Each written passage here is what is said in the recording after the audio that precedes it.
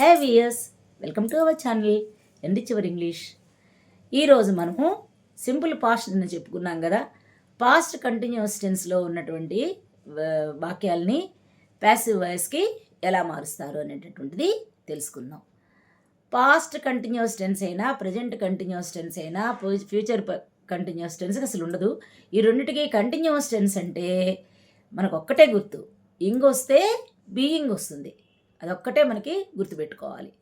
Example sentence ముందు తీసుకుందాం. He was drinking tea. ఈ సెంటెన్స్ తీసుకుందాం.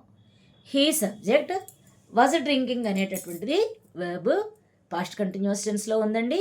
టీ అనేది ఆబ్జెక్ట్. టీ ఇటు తీసుకొద్దాం. టీ వాజ్ బీయింగ్, వర్బ్ యొక్క మూడో రూపం drunk. Tea was being drunk by him. ఇలా దీన్ని మారుస్తాం. Tea was being drunk by him. అలాగే ఇంకో సెంటెన్స్ తీసుకుందాం. They are painting walls. వాళ్ళు గోడలకి రంగులు వేస్తున్నారు.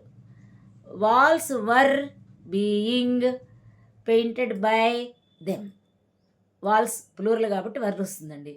Walls were being painted by them. ఇలా మనము బీయింగ్ ఉపయోగించి కంటిన్యూస్ టెన్స్లో ఉన్నటువంటి సెంటెన్స్ని ప్యాసివ్ వాయిస్లోకి మార్చచ్చండి. ఇంకా కొన్ని ఎగ్జాంపుల్స్ కనుక మనం ప్రాక్టీస్ చేస్తే చాలా ఈజీగా మనం మార్క్స్ తెచ్చుకోవచ్చు. By by.